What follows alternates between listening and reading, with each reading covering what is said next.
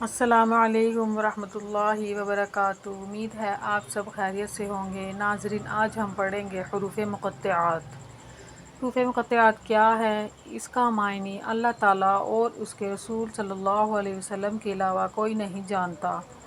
آپ نے دیکھا ہوگا سورت کے شروع میں اکثر آنے والے الفاظ یہ حروف مقطعات ہی ہوتے ہیں۔ ان کو پڑھنے کا طریقہ کیا ہے، چلیے آئیے ہم سیکھتے ہیں۔ بسم اللہ الرحمن الرحیم۔ الف لام میم۔ لام کو میم میں مدغم کریں گے کیونکہ میم مشدد ہے۔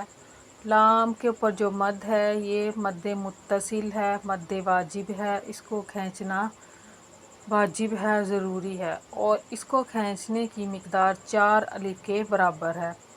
ایک الف کی مقدار کیا ہے؟ ایک مٹھی کو کھولنے یا بند کرنے میں جتنا وقت لگتا ہے وہی مقدار ایک الف کی ہوتی ہے۔ تو لام اور میم دونوں لفظوں کو، دونوں حرفوں کو 4 الف کے برابر کھینچ کر پڑھیں گے۔ الف لام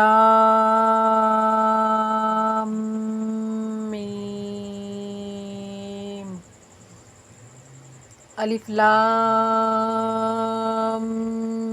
میم صاد۔ ان تینوں کو بھی ایک جتنا یعنی کہ 4 الف کے برابر کھینچ کر پڑھیں گے اور صاد پر حروف اس کو موٹا کر کے پڑھیں گے۔ الف لام را۔ ادھر را حروف مد ہے، اس کو صرف 1 الف کے برابر پڑھیں گے اور باقی لام کو 4 الف کے برابر۔ الف لام میم را۔ لام کو میم میں مدغم کریں گے، لام اور میم کو کھینچ کر مد کریں گے اور میم مشدد ہونے کی وجہ سے غنہ بھی کریں گے۔ ٹھیک ہے، میم کے اوپر جب شد آ جائے، تشدید آ جائے تو وہاں پر غنہ ہوتا ہے۔ غنہ کیا ہوتا ہے؟ ایک الف کے برابر رک کر ناک میں آواز لے جانے کو غنہ کہتے ہیں۔ جب آپ اس کے اوپر رکیں گے تو آپ کو خود ہی محسوس ہوگا کہ آپ کی آواز ناک میں کہیں جا رہی ہے۔ میم مشدد پر اور نون مشدد پر جب بھی آپ رکیں گے آپ کو اپنی آواز ناک میں جاتی ہوئی محسوس ہوگی اور اسی کو غنہ کہتے ہیں۔ نون مشدد اور میم مشدد کیا ہے؟ میم کے اوپر تشدید آ جائے اور نون کے اوپر تشدید آ جائے تو یہ نون مشدد اور میم مشدد کہلاتے ہیں۔ اور غنہ کتنا کرتے ہیں؟ 1 الف کے برابر رک کر ادھر غنہ کرتے ہیں۔ ٹھیک ہے، الف لام میم را۔ کاف ہا یا عین صاد۔ ہا یا کو 1 الف کے برابر کھینچنا ہے اور تینوں مدوں کو زیادہ کھینچنا ہے 4 الف کے برابر۔ طٰہٰ۔ طٰ پر حروف ہے، اس کو موٹا کرنا ہے۔ طاسیم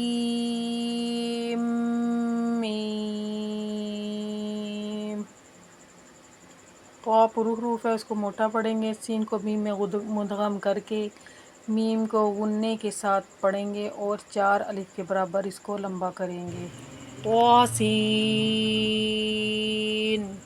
طٰ کو پر پڑھیں گے اور سین کو کھینچ کر پڑھیں گے مد کر کے۔ یاسین۔ صاد۔ حامیم۔ حامیم عین سین قاف۔ قاف نون۔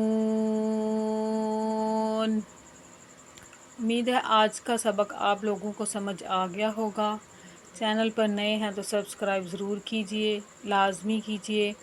اس کو لائک بھی کریں، شیئر بھی کریں، خود بھی آپ اپنا قرآن مجید تجوید کے ساتھ پڑھیں اور دوسروں کو بھی اس کی ترغیب دیں، کیونکہ یہی علم ہے جو ہمارا بعد میں کام آنے والا ہے۔ ٹھیک ہے، باقی علم جو ہم حاصل کرتے ہیں وہ سب دنیاوی ہیں، آخرت میں جو کام آنے والا ہمارا علم ہے یہی ہمارے نماز، قرآن وغیرہ ہے۔